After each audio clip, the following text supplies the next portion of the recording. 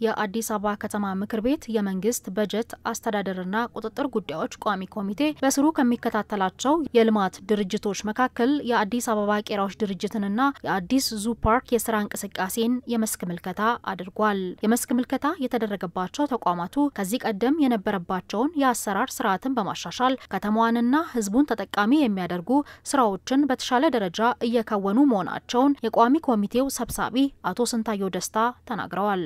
ቄራዎች ድርጅት በቀጥታ ለህብረተሰቡ የእርዳ አገልግሎት የሚሰጥ ተቋም ነው። ከመጀመሪያ የእንስሳት ርክክብ ጀምሮ እስከ መጨረሻ የተረፈ ምርት ማስወገድ ድረስ አይተናል። ይሄ በጣም በቴክኖሎጂ የተደገፈ አገልግሎት እየሰጠ ያለ ተቋም ነው። በጥንካሬ እዚህ ተቋም ላይ ይህንን አይተናል ማለት ነው። ዛሬ አሁን መጨረሻ ላይ ያየነው የህዝብ መዝናኛ አገልግሎት ፓርክ ተቋም ነው። በዚህኛውም በቀጥታ ለህዝቡ የመዝናኛ አገልግሎት የሚሰጥ ተቋም እንደመሆኑ መጠን የተለያዩ አገልግሎቶችን ይሰጣል። በውስጡ ወጣቶች ጊዜያቸውን አልባሌ ቦታ ከማሳለፍ ይልቅ እዚህ መጥተው እንዲዝናኑ አሁን ከተማችን እያደገ ካለው አንጻርም የኮሪደር አንጻር ተሳስሮ እየተሰራ ያለና እየለማ እየዘመነ ውብ ጽዱ አረንጓዴ ከማድረግ አንጻር ይሄኛው ተቋም ትልቅ ስራ እየሰራ እንደሆነ አይተናል። በተለይም የቄራዎች ድርጅት ከተረፈ ምርት አወጋገድና የአሰራር ስርዓቱን በቴክኖሎጂ ለመደገፍ እየሰራ ያለው ተግባር የሚበረታታ መሆኑን የቋሚ ኮሚቴው አባላቱ ገልጸዋል።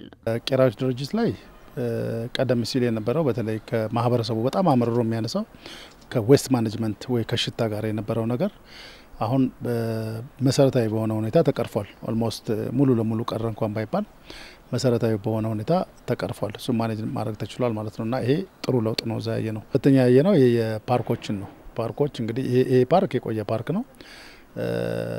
ጥሩ ነገሮች እየተሰሩ ነው ያሉት ስትራክቸር ሪቪው ከማድረግ ጀምሮ ፕሮጀክቶችን በተጀመረ ጀምሮ መጨረስ ላይ ጥሩ ነገር ነው የታዩት።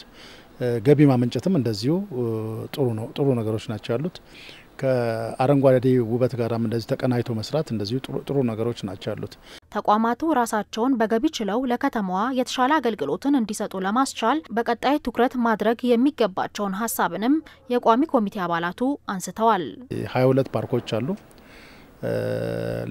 ሌሎች ደግሞ 33 የመዝናኛ ስፍራዎች አሉ። እነዚህ 55 አካባቢ ነው ያሉት። ይሄን ማኔጅ የሚያደርግ የሰው ኃይል እጥረት አለባቸው። የክህሎት ክፍተት አለ። እሱን እንደዚሁ አድቫይዝ አድርገናል ማለት ነው። ከዚህ አንጻር ተቀናይተው ቢሰራ እነዚህ ተቋማት ለከተማው ውበቶች ናቸው፣ ለከተማው ነዋሪዎች የመዝናኛ ስፍራዎች ናቸው። እንደገና ደግሞ ለተቋሙ የገቢ ማመንጫ ናቸው እና እዛ አካባቢ ላይ በደንብ ቅደም ተከተል ሰጥቶ እነዚህን ገቢ የሚያመነጩትን ለይቶ ወደ ገቢ ማመንጨት ላይ ትንሽ ክፍተቶች አሉ። ይሄን አድቫይዝ አድርገናል። አፈጻጸም ላይ በርካታዎቹ ተሳክተዋል።